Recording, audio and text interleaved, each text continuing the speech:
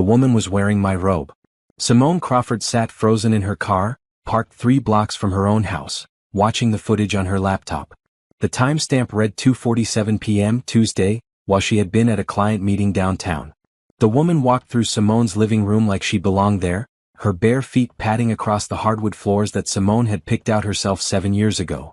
The robe was the silk one, the deep burgundy one Brandon had given her for their 5th anniversary. The one she kept hanging on the bathroom door because she loved how the fabric felt against her skin on lazy Sunday mornings. This woman, whoever she was, had taken it off that hook.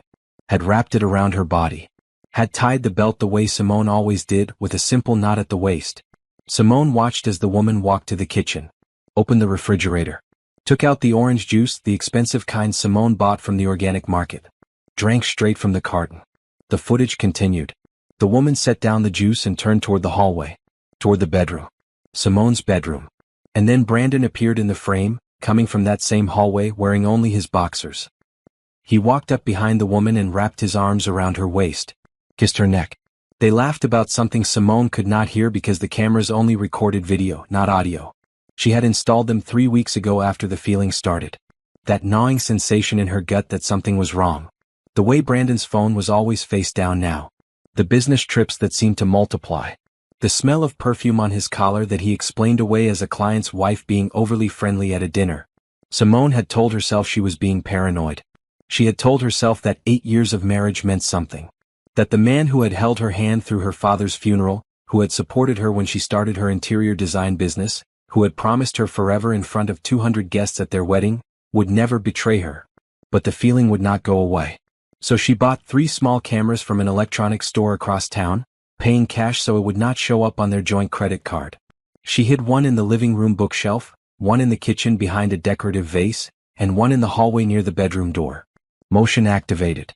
Wireless. Uploading directly to a cloud server only she could access. For 3 weeks, she had checked the footage every night after Brandon fell asleep. For 3 weeks, she had seen nothing but empty rooms and their cat, Mango, jumping on counters he was not supposed to be on. And then today. Simone closed the laptop. Her hands were shaking. She looked at them, these hands that had built a successful business, that had created beautiful spaces for countless clients, that had worn a wedding ring for 8 years. The ring felt heavy now. Foreign. Like it belonged to someone else. She picked up her phone and looked at the screen. 3 missed calls from Brandon.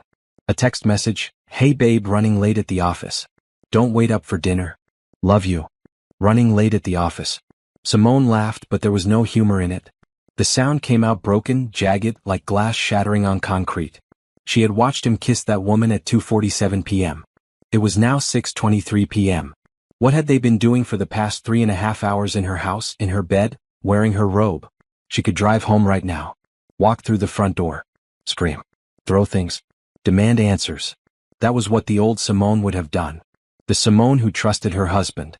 The Simone who believed in the life they had built together. But that Simone was gone now. She had died somewhere between frame 1 and frame 147 of that footage. The new Simone sat very still in her car and thought. Brandon did not know about the cameras. He did not know that she had seen everything. He did not know that his carefully constructed lies were crumbling, but only in her mind, only where he could not see. And maybe, Simone thought, maybe that was an advantage. She remembered something her mother had told her years ago, when Simone was young and hot-headed and ready to fight anyone who wronged her. Baby girl, her mother had said, anger is like fire. You can let it burn everything down, including yourself. Or you can learn to control it. Use it. Let it forge something stronger. Simone wiped her eyes. She had not even realized she was crying. The tears had come silently, sliding down her cheeks while she watched her marriage end on a laptop screen in a parked car. She took a deep breath. Then another. Then a third. She was not going to burn everything down. Not yet. Not like this. She was going to be smart. She was going to be patient. She was going to find out exactly how deep this betrayal went, and then only then would she decide what to do. Simone started her car and began driving home. By the time she pulled into the driveway, her face showed nothing. No tears. No rage. No heartbreak. Just the calm, pleasant expression of a woman coming home after a long day of work. Brandon's car was not there. Of course it was not. He was running late at the office. She walked inside. The living room looked exactly as it always did. The kitchen was spotless. The orange juice was back in the refrigerator. The burgundy robe was hanging on the bathroom door as if it had never moved. But Simone knew. She knew what these rooms had witnessed. She knew what secrets these walls now held. She walked to the bookshelf and glanced at the small camera hidden behind a row of books. It was invisible unless you knew where to look. She thought about the footage it had captured today. The footage she had saved to 3 different backup locations. Her phone buzzed. Another text from Brandon, "On my way home now. Should I pick up Thai food?" Simone typed back, "That sounds perfect. Get me the pad Thai. Love you." Her finger hovered over the send button. Love you. 2 words she had said thousands of times. 2 words that now felt like ash in her mouth. She pressed send. When Brandon came home an hour later, Simone was sitting on the couch in a bright blue dress, her natural hair styled in the twist she had done last weekend, looking every bit the happy wife waiting for her husband. He kissed her cheek and handed her the takeout bag. They ate dinner together at the kitchen table, and Simone listened to him talk about his day at work, his meetings, his projects. He did not mention the woman. He did not mention the burgundy robe. He did not mention the 3.5 hours of the afternoon that had simply vanished from his story. "How was your day?" he asked, reaching across the table to take her hand. Simone smiled. It was the hardest thing she had ever done. "It was good," she said. "Nothing special. Just the usual." And that night, when Brandon fell asleep beside her, Simone lay awake in the darkness, staring at the ceiling, planning. She did not know yet what her revenge would look like. She did not know how long it would take or what it would cost her. But she knew one thing with absolute certainty. Brandon Crawford had made the biggest mistake of his life. He just did not know it yet. 3 days passed. Then a week. Then 2. Simone moved through her life like an actress in a play she had performed 1,000 times. She woke up next to Brandon. Made coffee. Kissed him goodbye. Went to work. Came home. Cooked dinner. Watched television. Went to bed. Every night, after Brandon's breathing became slow and steady, she would slip out of bed and go to her home office. She would open her laptop and review the camera footage from that day. She would watch the empty rooms. The cat. The sunlight moving across the floors as the hours passed. Most days there was nothing. Brandon left for work in the morning and did not return until evening. The house sat silent and still, holding its secrets. But some days there was something. The woman came back on a Thursday, 10 days after Simone first saw her. This time, she arrived while Brandon's car was already in the driveway, which meant he had come home in the middle of the day. Simone watched them embrace in the living room. Watched them disappear down the hallway. Watched them emerge 2 hours later, the woman wearing different clothes than she had arrived in. Simone noted the time stamps. The duration. The way Brandon walked the woman to the door and kissed her one last time before she left. She created a folder on her laptop called House Renovation Ideas and stored all the footage there.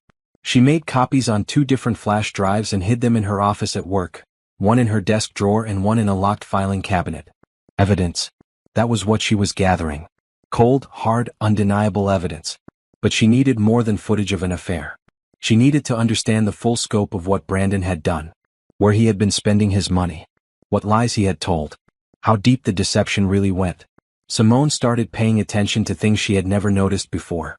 The way Brandon always paid for dinner with a credit card she had never seen. The business receipts he crumpled and threw away instead of filing with his other paperwork. The phone calls he took in another room, his voice dropping to a whisper. One evening, while Brandon was in the shower, Simone picked up his phone from the nightstand. Her heart was pounding so hard she could feel it in her throat. She knew his password, the same one he had used for years, their wedding anniversary. She opened his messages. Scrolled through. Found a conversation with someone named T that made her stomach turn. "Miss you already," the last message read. "Next Tuesday?" "Can't wait," Brandon had replied. With a heart emoji. Simone took screenshots. Sent them to her own phone. Deleted the sent messages so Brandon would not see. Then she put the phone back exactly where she had found it and walked to the kitchen to pour herself a glass of wine. When Brandon emerged from the shower, she was sitting at the kitchen counter, calm and composed, reading a magazine about home design. "You okay, babe?" he asked. "You look a little pale." "Just tired," she said. "Long day." He walked over and rubbed her shoulders. She forced herself not to flinch. "You work too hard," he said. "We should take a vacation. Maybe go back to that resort in Cancun we loved." Simone thought about the resort. Their 5-year anniversary trip. The way Brandon had held her hand as they walked on the beach at sunset, telling her he was the luckiest man in the world. "That sounds nice," she said. It was getting easier to lie. That scared her more than anything. The next day, Simone called her best friend Rhonda and asked if they could meet for lunch. Not at their usual place, she said. Somewhere private. Somewhere they could talk. They met at a small cafe on the other side of town, far from anywhere Brandon might see them. Rhonda was already there when Simone arrived, sitting at a corner table, her bold patterned dress bright against the neutral decor of the restaurant. Rhonda took one look at Simone's face and her expression changed from curious to concerned. "What happened?" she asked. Simone sat down. She had rehearsed this conversation in her head a dozen times, but now that the moment was here, she did not know where to begin. "I need to show you something," she finally said. She pulled out her phone and handed it to Rhonda. "Watch this." Rhonda watched the footage. Simone saw her friend's face go through every emotion she herself had felt 2 weeks ago. Disbelief. Horror. Rage. When it was over, Rhonda looked up. Her eyes were wet. "Simone," she breathed. "How long have you known?" 2 weeks. 2 weeks. Rhonda's voice rose.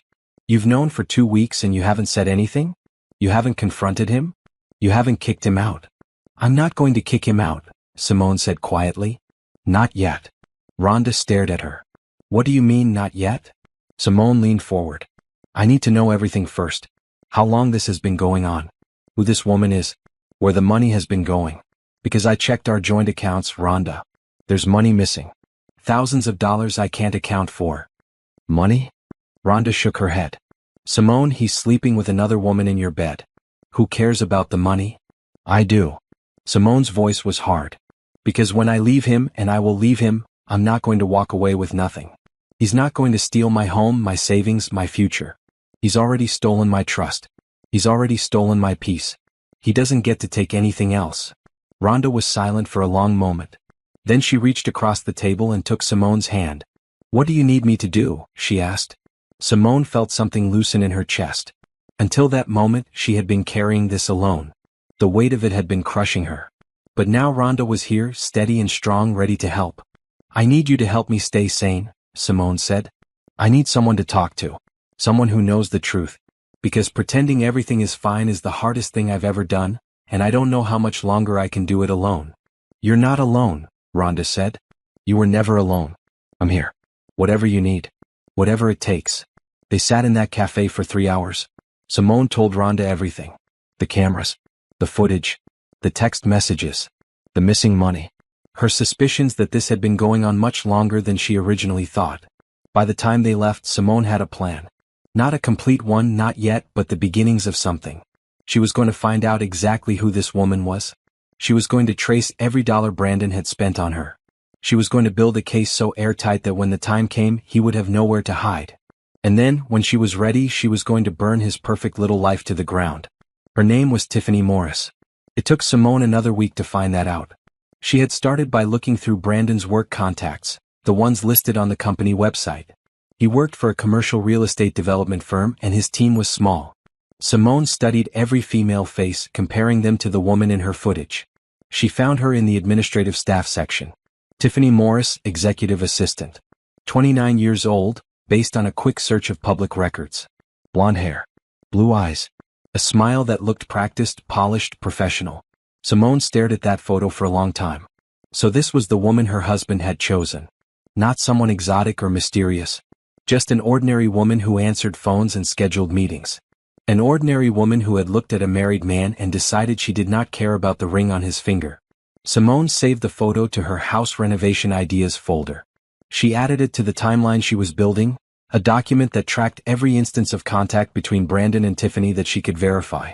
The timeline was growing longer by the day. Through careful observation, Simone had figured out the pattern. Tiffany came to the house on Tuesdays and Thursdays, usually around 2 p.m., when Simone was guaranteed to be at work. Sometimes she stayed for an hour. Sometimes 3.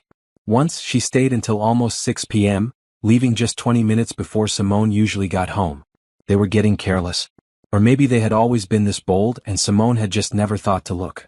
The financial picture was becoming clearer too. Simone had found the credit card, the one Brandon used for business expenses. It was in his name only, the statements going to a P.O. box she had never known existed. She only discovered it by accident, when she found a receipt in his pants pocket while doing laundry. A receipt for dinner at a restaurant Simone had never been to, in a part of town she rarely visited, for a meal that cost $300. For 2 people. Simone took that receipt and started digging. She found the P.O. box by following Brandon one Saturday morning, keeping several car lengths behind, her heart racing the whole time. He stopped at a strip mall, went into a private mailbox store and came out with a stack of envelopes. After he left, Simone went inside and talked to the clerk. She played the concerned wife, worried about her husband's health, needing to check if his important medical documents were being delivered properly. The clerk, a young man who clearly did not get paid enough to question a crying woman, told her the box had been open for 18 months. 18 months. That was how long Brandon had been hiding things from her. Maybe longer. Simone went home and sat in her car for 30 minutes before she could bring herself to go inside. 18 months. A year and a half of lies. Of deception. Of looking her in the eye and telling her he loved her while spending hundreds, maybe thousands, of dollars on another woman. She thought about the things she had given up during that time. The vacation to Europe she had wanted to take, but Brandon said they could not afford.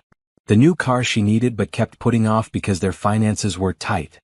The savings account that never seemed to grow no matter how much she contributed. Where had all that money gone? Simone was starting to get a very ugly picture. That night she called Rhonda. "I need a lawyer," she said. "A good one. Someone who specializes in divorce and financial fraud." "I know someone," Rhonda said without hesitation. "My cousin went through a terrible divorce 2 years ago. Her lawyer got her everything. I'll get you his name." The lawyer was Lawrence Mitchell, a man in his 50s with silver hair and sharp eyes that seemed to see right through everything. His office was downtown on the 22nd floor of a building with a view of the entire city. When Simone walked in for her first consultation, she felt like she was stepping into another world. A world where people fought with paperwork instead of fists. She told Lawrence everything. Showed him the footage. The timeline. The credit card receipt. The P.O. box. He listened without interrupting. When she was finished, he leaned back in his chair and steepled his fingers. "Your husband has been very foolish," he said. "And very sloppy. That's good for us." "Good how?" "Because he thinks he's being careful. He thinks no one knows. That kind of overconfidence leads to mistakes." Lawrence picked up a pen and started writing. "Here's what we're going to do. First, we need to get a complete picture of his finances. All of them. The ones you know about and the ones you don't. I have people who can help with that." "Isn't that illegal?" Simone asked. Lawrence smiled. "We're going to do everything by the book. Your husband opened that credit card during your marriage, which means you have a legal right to know about it. Your husband has been diverting marital assets, which means you have a legal right to trace them. We're not doing anything wrong. We're just uncovering the truth." Simone nodded. The truth. That was all she wanted. "Second," Lawrence continued, "we need to protect your assets. Your business. Your personal accounts. Anything that's solely in your name. We need to make sure he can't touch it when this all comes out." "When, not if." "When." Lawrence's voice was firm.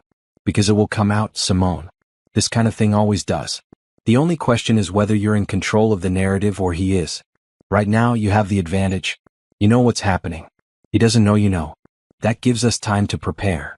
Simone spent the next 2 hours with Lawrence, going over every detail of her financial life. Her business accounts. Her personal savings. The house, which was in both their names. The retirement accounts. The investments. By the time she left his office she had a plan. A real one this time. Complete with steps and timelines and contingencies.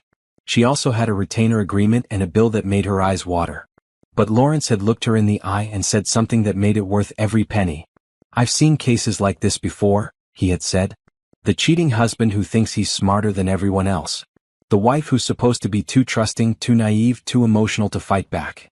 I've seen those men lose everything. And I've seen those women walk away with their dignity and their future intact. That's what we're going to do for you, Simone. We're going to make sure you come out of this hole." Simone believed him.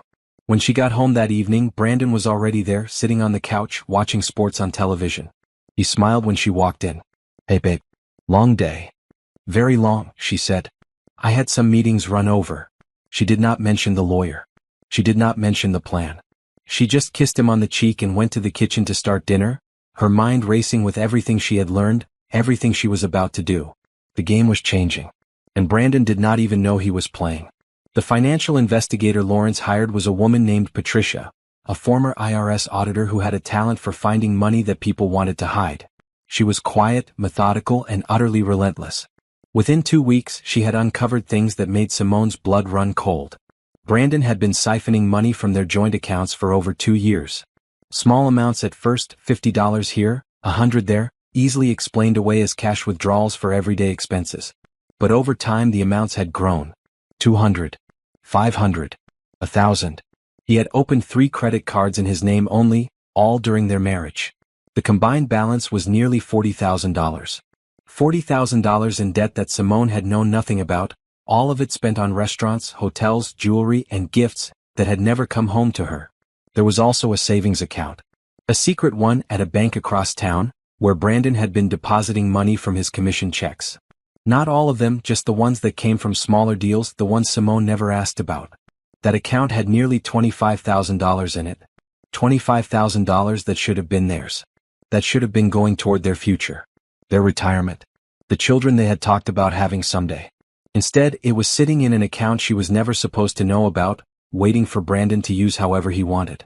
Simone sat in Lawrence's office, looking at the spreadsheets Patricia had prepared, and felt something inside her go very quiet and very cold. "He's been planning this," she said. "Hasn't he? The secret accounts. The credit cards. He's been building an escape route." Lawrence nodded slowly. "It looks that way. Whether he was planning to leave you or just preparing for the possibility, I can't say. But this level of financial deception doesn't happen by accident." Simone thought about the conversations they had had over the years. The times Brandon had said they needed to tighten their belts. The times he had talked about how expensive everything was, how they needed to be careful, how they could not afford the things Simone wanted. All while he was spending thousands on another woman. All while he was building a safety net for himself and only himself. "What do we do now?" she asked. "Now we start protecting you," Lawrence said. "I've already drawn up the paperwork to separate your business assets from the marriage. Your interior design company is yours, built with your own efforts and your own money. We're going to make sure it stays that way. And the house. That's more complicated. It's in both your names and you still have a mortgage. But given the financial fraud he's committed, we have a strong case for a larger share of the equity. Possibly even full ownership if we can prove he diverted marital assets." Simone nodded. The house. The same house where Brandon had brought his mistress. Where he had let another woman wear Simone's robe, drink from Simone's orange juice, sleep in Simone's bed. Part of her wanted to burn it to the ground. But a larger part wanted to keep it. To reclaim it. To make it hers again the way it should have been all along. "I want the house," she said. "And I want him out of it." "We'll make that happen," Lawrence promised. Over the next few weeks, Simone worked with Lawrence and Patricia to build her case. They documented everything. Every transaction. Every secret account. Every lie Brandon had told about their finances. They also found something unexpected. Tiffany Morris had her own credit card on one of Brandon's accounts. He had added her as an authorized user 6 months ago. She had been using it to buy clothes, shoes, handbags, beauty treatments. Thousands of dollars of purchases, all billed to an account Simone was legally responsible for. When Simone saw that, she had to put down the documents and take a walk around the block. The rage that surged through her was so intense she could taste it, hot and metallic on her tongue. Not only was Brandon cheating on her. Not only was he lying to her. He was letting his mistress spend their money. He was putting Simone in debt to finance another woman's lifestyle. When she came back to Lawrence's office, her face was calm but her eyes were hard. "I want her name on the record," she said. "When we file for divorce, I want everyone to know what she did. What they both did." Lawrence hesitated. That could get messy. Public accusations, potential defamation claims. "I don't care." Simone's voice was steady. "She knew he was married. She came to my home. She wore my clothes. She spent my money. I want her to face consequences." Lawrence studied her for a long moment. Then he nodded. "All right. We'll name her in the filing. But Simone, I need you to be prepared. This is going to be painful. Once you file, everything comes out. Your private life becomes public record. People will talk. Judge. Take sides. Let them," Simone said. "I have nothing to be ashamed of. I'm not the one who betrayed my vows. I'm not the one who lied for 2 years. I'm not the one who stole from my own family." She meant every word.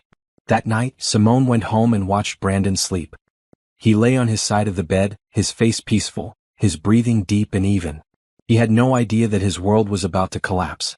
No idea that the woman lying next to him had spent the last month building a case that would destroy everything he had worked to hide. For a moment, just a moment, Simone felt something close to pity. He looked so young when he slept. So innocent. So much like the man she had married 8 years ago, the one who had promised to love and cherish her forever. But then she remembered the footage. The text messages. The secret accounts. The credit card with another woman's name on it. And the pity disappeared, replaced by something harder, sharper, more determined. Simone got out of bed and went to her home office. She opened her laptop and pulled up the folder of evidence. Hundreds of files now. Footage. Screenshots. Bank statements. Credit card records. A complete picture of her husband's betrayal, organized and cataloged and ready to be used. She saved everything to a new flash drive and hid it in the false bottom of a decorative box on her shelf. Another backup. Another layer of protection. Then she closed the laptop and went back to bed. Soon, she thought. Soon it would all be over. Soon she would be free. But not yet. Not quite yet. She still had work to do. The hardest part was the pretending. Every morning Simone woke up next to Brandon and smiled. Every evening she cooked dinner and asked about his day. Every night she lay in bed and felt his arm around her waist, heavy and possessive, and she did not scream. She was living 2 lives now. The one Brandon saw, where she was the loving wife, the supportive partner, the woman who trusted him completely. And the one underneath, where she was counting down the days until she could rip off the mask and show him what she had become. The strain was starting to show. Not on her face, not where Brandon could see it. But in other ways. She was losing weight. Having trouble sleeping. Forgetting things at work that she never would have forgotten before. Rhonda noticed. Of course she did. You need to take care of yourself, Rhonda said one Saturday afternoon. They were sitting in Simone's living room drinking tea, while Brandon was out at what he claimed was a golf game. You're running yourself into the ground. I can't stop now, Simone said. Not when I'm so close. Close to what? Having a breakdown? Rhonda shook her head. Simone, look at yourself. You've lost at least 10 pounds. You have circles under your eyes. You're jumping at every little sound. Simone wanted to argue, but she knew Rhonda was right. The toll of the deception was eating her alive. She was holding so much inside, so much rage and hurt and betrayal, and it had nowhere to go. I need to see my mother, she said suddenly.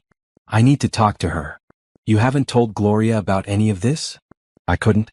Not yet. I needed to have everything in place first. Simone set down her tea. But you're right. I need support. Real support. Not just strategy sessions with lawyers. The next day, Simone drove to her mother's house on the other side of the city.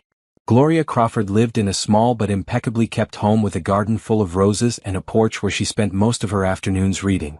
She was 60 years old and had been a widow for 5 years, ever since Simone's father had passed from a heart attack.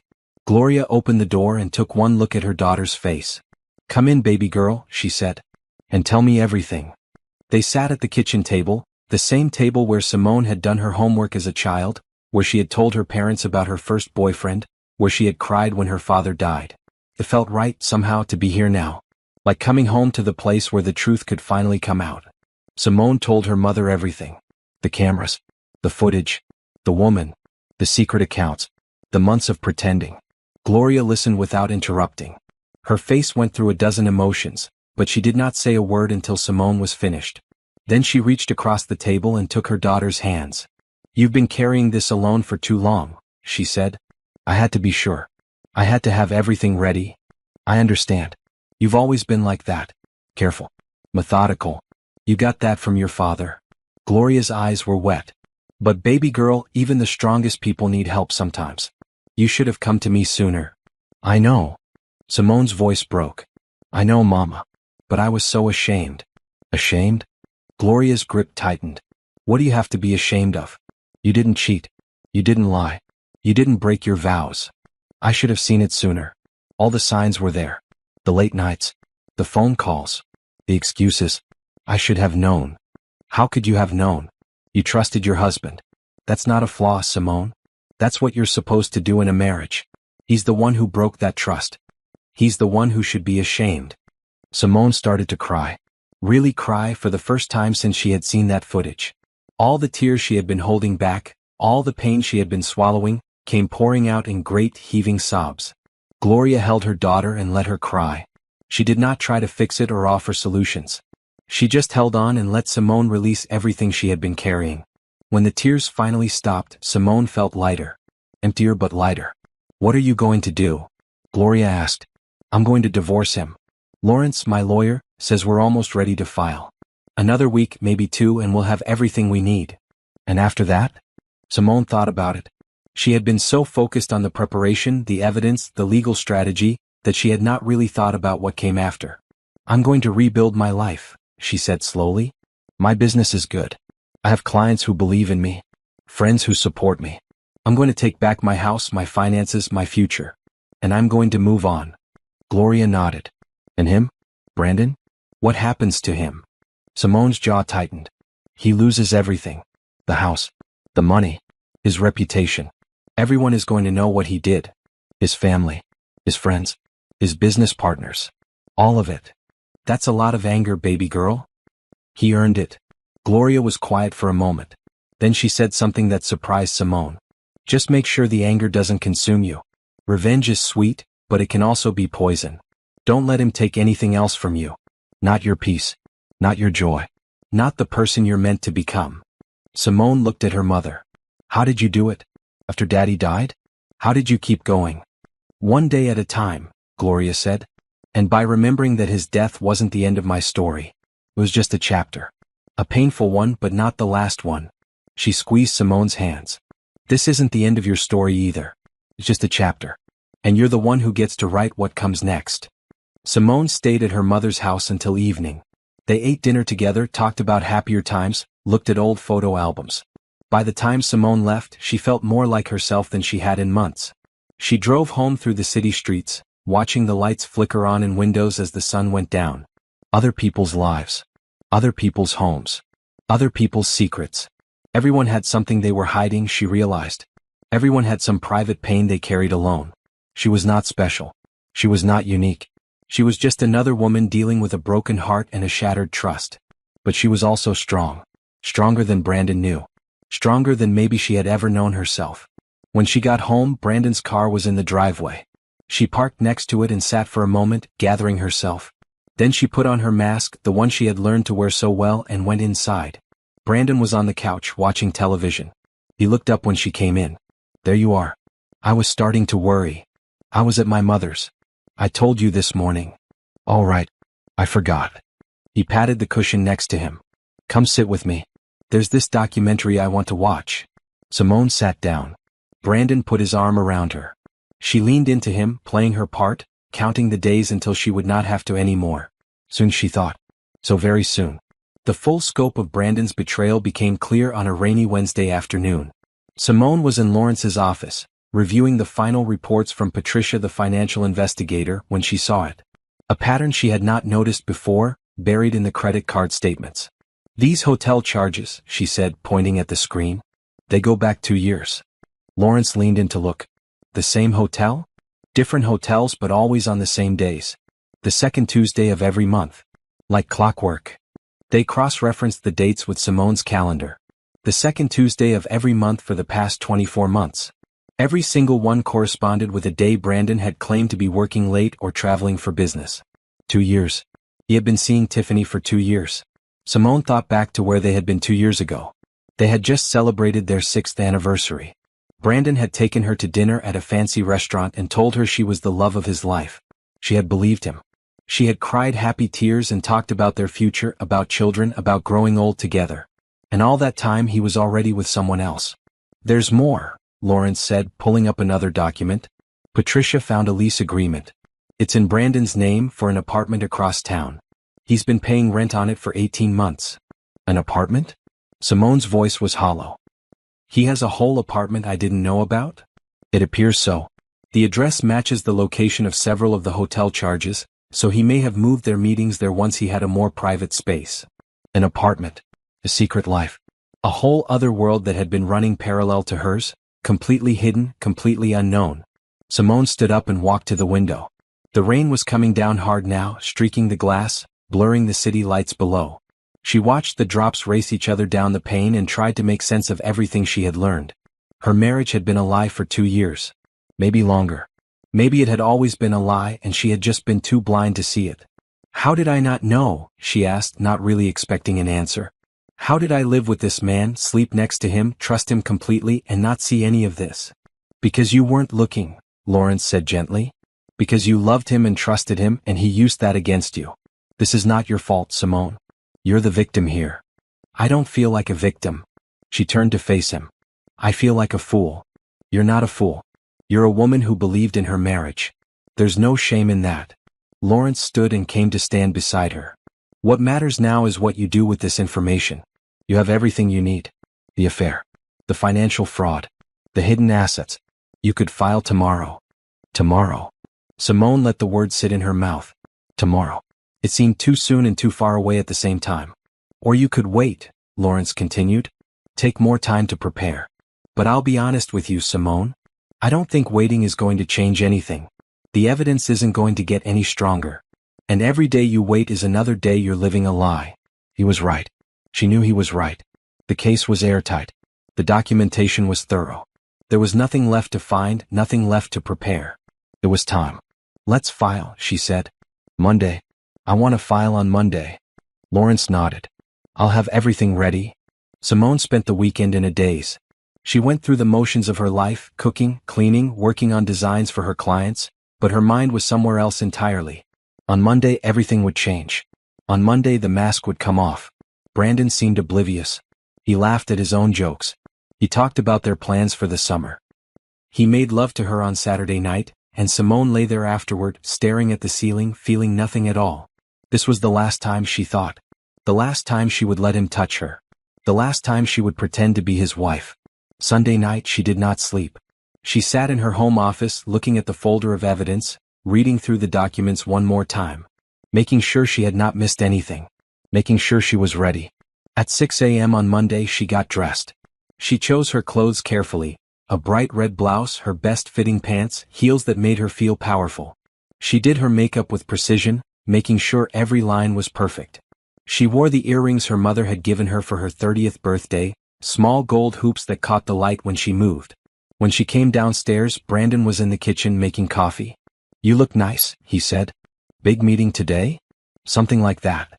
She poured herself a cup of coffee and took a sip. I'll be home late tonight. Don't wait up. Everything okay? Everything's fine. She kissed him on the cheek, the last time she would ever do so. Have a good day. She drove to Lawrence's office, where the paperwork was waiting. She signed everything. The petition for divorce. The financial disclosures.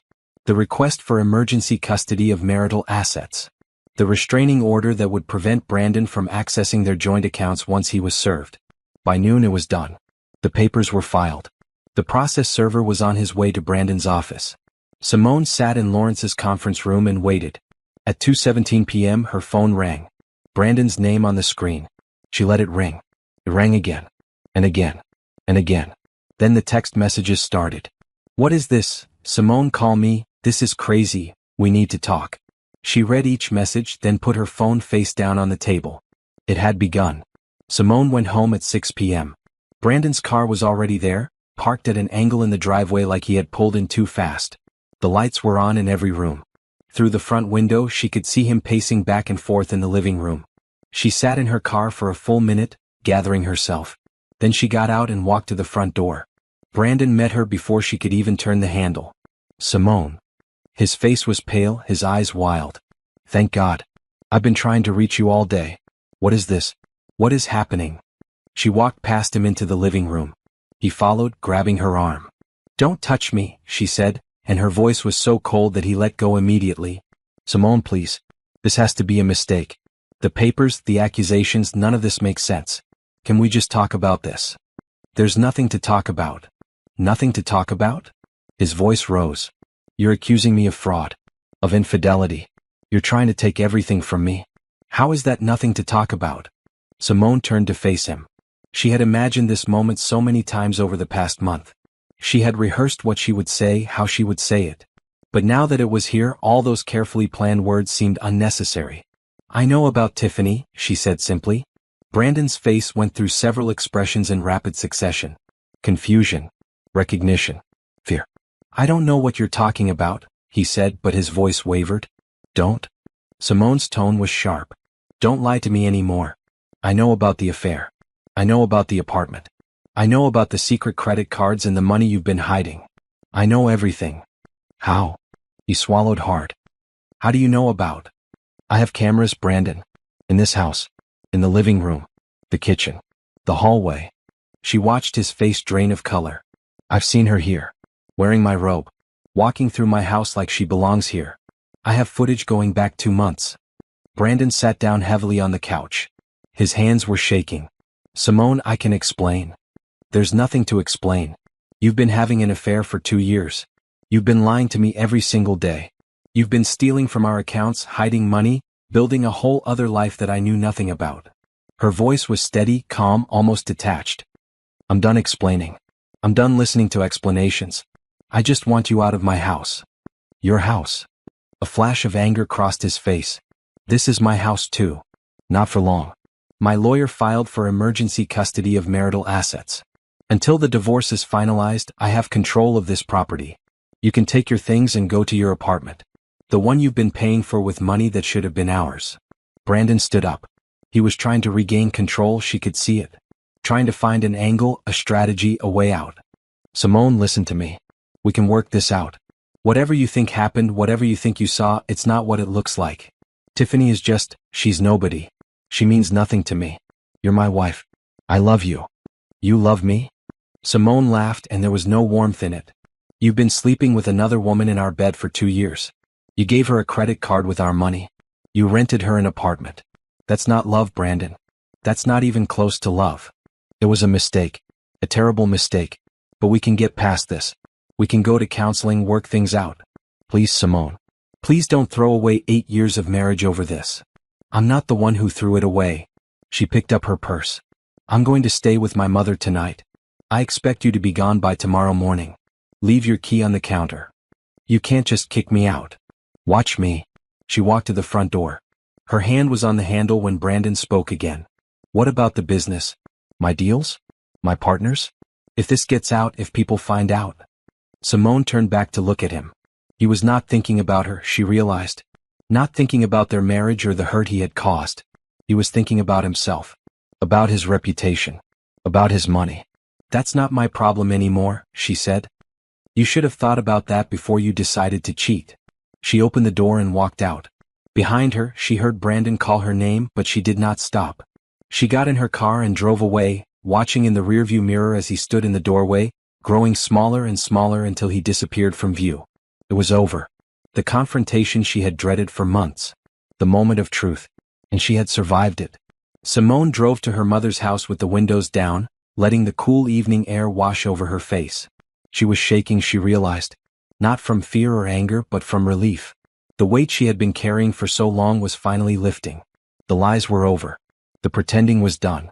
Gloria was waiting for her on the porch, as if she had known Simone was coming. She did not say anything when Simone got out of the car. She just opened her arms and Simone walked into them. It's done, Simone said. I told him everything. He knows. How do you feel? Simone thought about it. Free, she said finally. For the first time in months, I feel free. They went inside and Gloria made tea and they sat in the kitchen and talked until midnight. About the confrontation. About what came next. About the future Simone was finally able to imagine. It would not be easy, she knew. The divorce would be messy. Brandon would fight. There would be lawyers and court dates and difficult conversations. But she was ready. She was finally ready. The weeks that followed were chaos. Brandon, true to form, did not go quietly. He hired his own lawyer, an aggressive man in expensive suits who tried to paint Simone as a paranoid, vindictive wife. He claimed the cameras were an invasion of privacy. He claimed the financial records had been obtained illegally. He claimed Simone had driven him to the affair by being cold and distant. None of it worked. Lawrence had built too strong a case. Every document was obtained legally. Every piece of evidence was admissible. The cameras were in Simone's own home, installed to protect herself, and there was nothing illegal about a wife documenting what happened in her own living room.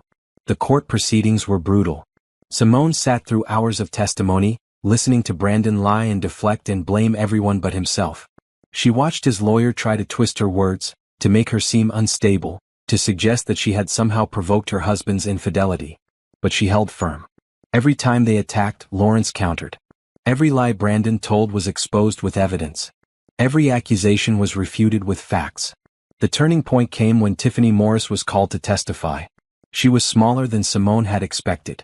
Blonde and thin and nervous, sitting in the witness chair like she wanted to disappear.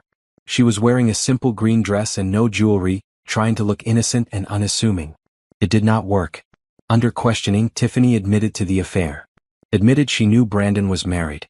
Admitted she had been to the house, worn Simone's robe, used the credit card Brandon had given her. She tried to minimize her role, to suggest she was just as much a victim as Simone, but the evidence spoke for itself. Simone watched her with cold eyes, feeling nothing. She had thought she would feel rage seeing this woman in person. The woman who had helped destroy her marriage. The woman who had walked through her home and slept in her bed and spent her money. But there was no rage. Just a distant sort of pity. Tiffany was pathetic. A woman who had settled for another woman's husband, for stolen moments and secret meetings, for a life built on lies. Whatever happened to her, she had brought it on herself. After Tiffany's testimony, things moved quickly. Brandon's business partners found out about the affair and the financial fraud. They were not pleased. Real estate development required trust, connections, a spotless reputation. Brandon had none of those things anymore. Within a month, he was pushed out of his own company. The partners bought him out at a fraction of what his shares were worth, citing conduct unbecoming and breach of fiduciary duty. He tried to fight it, but he did not have the resources or the allies. His family found out next. His mother called Simone, crying, apologizing for her son's behavior. Simone listened politely and said nothing. She did not need apologies. She did not need sympathy. She just needed to be done. The divorce was finalized 3 months after the papers were filed. Simone got the house. She got 60% of the marital assets, including the money Brandon had hidden in his secret accounts. She got full control of her business, which had never been more successful. She got her freedom. Brandon got the debt. The credit cards he had racked up in his name were his problem now. The apartment lease was his responsibility. The shattered reputation, the lost business, the broken relationships, all of it was his to carry. Simone signed the final papers in Lawrence's office on a bright Tuesday morning. When she walked out, Rhonda was waiting for her in the lobby. "Well?" Rhonda asked. "It's done." Simone held up the papers. "I'm officially divorced." Rhonda threw her arms around her. "How do you feel?" Simone thought about it. She expected to feel triumphant, vindicated, victorious, but mostly what she felt was tired. Tired and relieved and ready to move on. "I feel like I want to go home and take a nap," she said. "And then maybe open a bottle of wine and watch something ridiculous on television." Rhonda laughed. "I think you've earned that." They walked out of the building together into the sunshine. The city was bright and busy around them, full of people going about their lives, unaware of what had just happened in that office upstairs. Simone took a deep breath. The air smelled like spring. Like new beginnings. "What now?" Rhonda asked. "Now?" Simone smiled, a real smile, the first one in months. "Now I start over." 6 months after the divorce was finalized, Simone barely recognized her own life.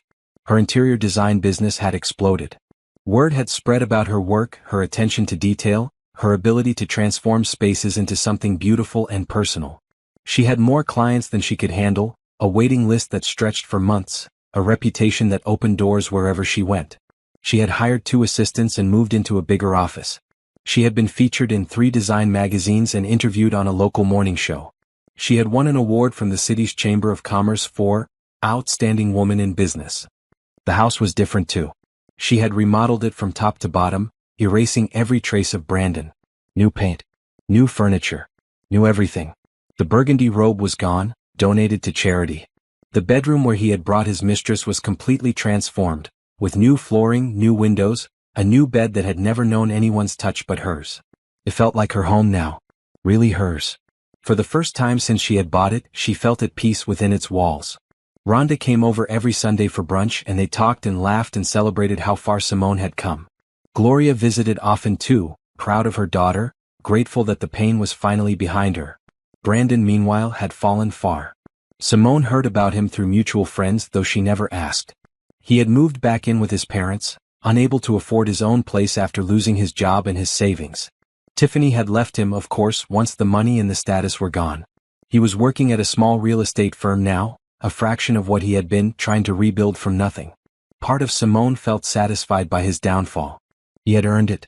Every loss, every humiliation, every struggle was the direct result of his own choices. But a larger part of her felt nothing at all. Brandon was her past. He was the chapter of her life that had ended, the story she had closed. She did not need to watch him suffer to feel better about herself. She just needed to move forward. And that was exactly what she was doing. One evening in October, Simone attended an art gallery opening downtown. One of her clients was a painter, and Simone had designed her studio space. The gallery was showing her work, and Simone had promised to come and support her. The space was beautiful, filled with light and color and people sipping wine and admiring the paintings. Simone wore an emerald green dress that made her dark skin glow. She felt good, confident. She was standing in front of a large abstract painting, trying to figure out what it was supposed to represent, when someone spoke beside her. "I think it's a sunset," a male voice said. "Or maybe a forest fire. I honestly can't tell." Simone turned. The man was tall, with warm brown skin and kind eyes and a smile that reached all the way up to his forehead. He was wearing a blue blazer over a white shirt, no tie, relaxed but put together. "I was thinking it might be a volcano," Simone said. "Or possibly spaghetti." The man laughed. "Spaghetti. I like that." He extended his hand. Derek Lawson. "I'm an architect. I designed the building this gallery is in." Simone Crawford. She shook his hand. "Interior designer. I designed the studio where these paintings were made." "No kidding." Derek's eyes lit up with genuine interest. "I've actually heard of your work. The Morrison House, right? The one in Architectural Digest." "That was mine, yes. It was stunning. The way you used light in that space, the flow from room to room.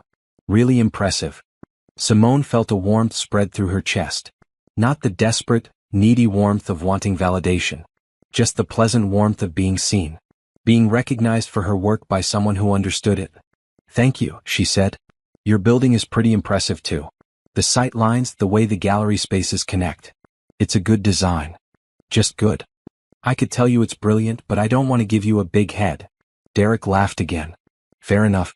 Can I buy you a glass of wine and we can discuss the finer points of architectural modesty?" Simone looked at him. He was attractive, she realized. Not in a flashy way, but in a solid, genuine way. He had the kind of face that would still be interesting in 20 years. The kind of eyes that seemed to actually see you when they looked at you. "One glass," she said. "And only if you promise not to use the word synergy in conversation." "Deal." They talked for 2 hours. About architecture and design. About their careers and their struggles. About the city and its changes. About nothing important and everything important at once. Simone did not tell him about Brandon. Did not tell him about the divorce or the betrayal or the long months of pain. That was her past, and Derek, whoever he turned out to be, was potentially something else. Something new. When the gallery started closing, Derek walked her to her car. "I had a really nice time," he said. Would you want to get dinner sometime?" "No pressure. Just dinner." Simone thought about it. A year ago, the idea of dating anyone would have seemed impossible. 6 months ago, it would have seemed terrifying. But now, standing in the cool October air, looking at a man who made her laugh and seemed genuinely interested in who she was. "I'd like that," she said. Derek's smile widened. "Great. I'll call you." He waited until she was in her car before walking away, waving as she pulled out of the parking lot. Simone watched him in her rearview mirror, a small smile on her face. She did not know what would happen with Derek. Maybe they would have dinner once and never see each other again. Maybe they would become friends. Maybe something more. But whatever happened, she was ready for it. Ready to take a chance. Ready to let someone in. Ready for her next chapter to begin. 1 year after the divorce, Simone stood on the balcony of her house and watched the sun rise over the city. It was early, barely 6 a.m., and the world was quiet. Birds were starting to sing in the trees outside.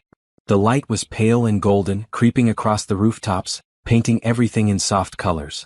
She held a cup of coffee in her hands, feeling its warmth seep into her palms. The mug was new, something she had bought just for herself, with a pattern of geometric shapes in bright blue and green. She had thrown out all the mugs from her marriage months ago. Everything in her life now was something she had chosen, something that was hers alone. It had been a year of healing. A year of rebuilding.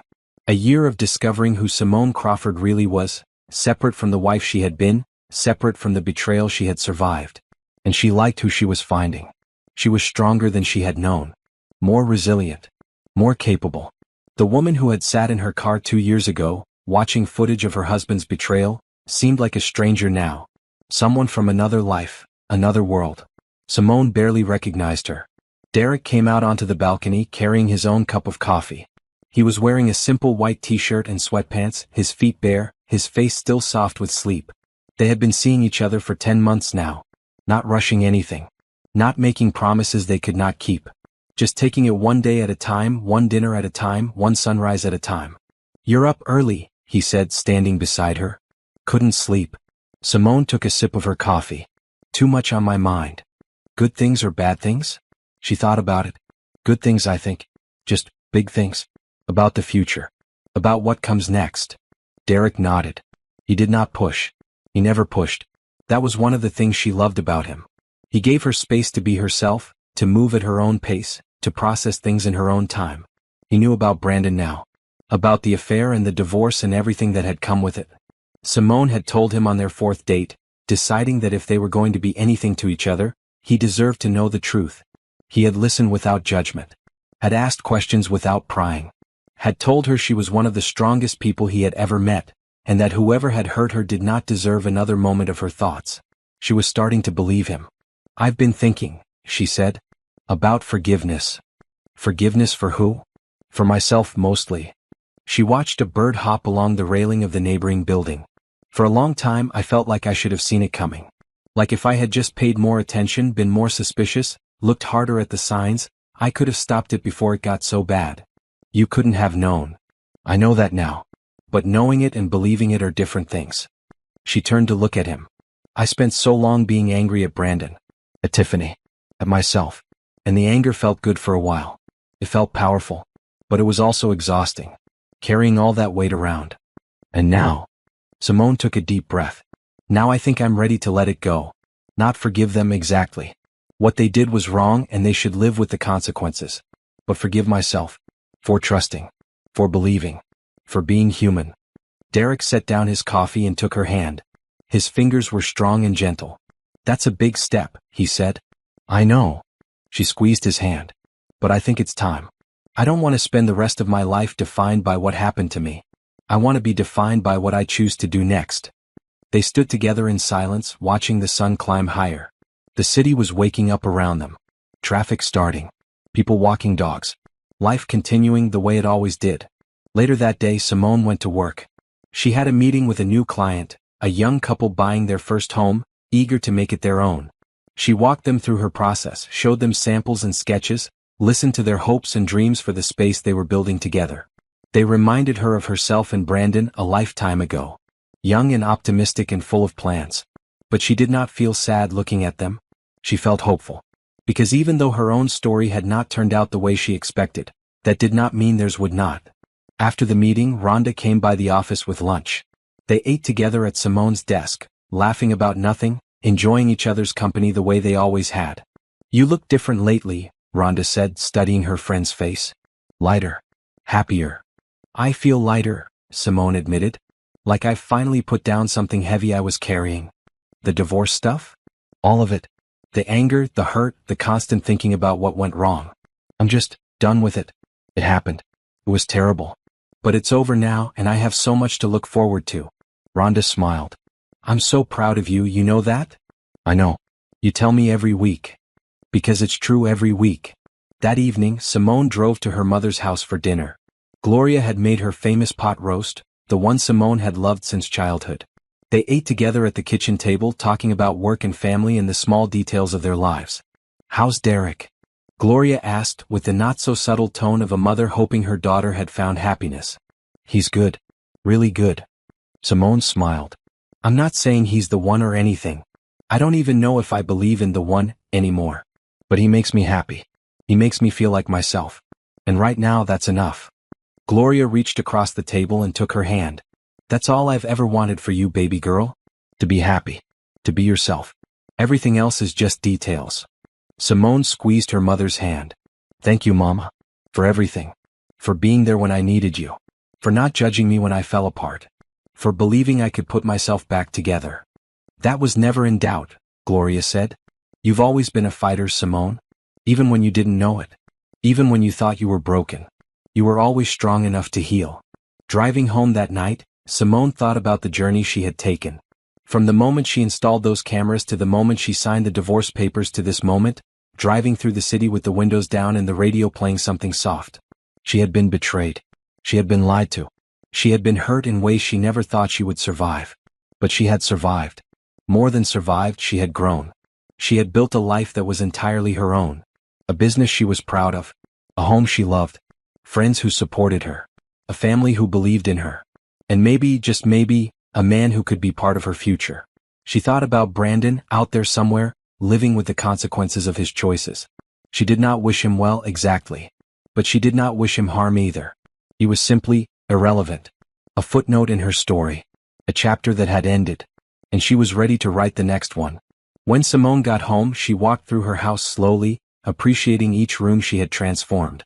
The living room where she had once watched footage of betrayal, now filled with bright colors and comfortable furniture. The kitchen where she cooked meals for herself and her friends. The bedroom that was finally, truly hers. She opened the door to the balcony and stepped outside. The night was cool and clear, with stars visible above the city lights. She could hear distant music from somewhere, laughter, the sounds of other people living their lives. Simone closed her eyes and breathed deep. She had survived the worst year of her life. She had rebuilt everything she had lost. She had proven to herself that she was stronger than she ever knew. And now, finally, she was ready to be happy again. The future was wide open, full of possibilities she could not even imagine. And for the first time in a very long time, Simone was looking forward to discovering what it held. She smiled, alone on her balcony under the stars, and whispered to herself, "This is just the beginning."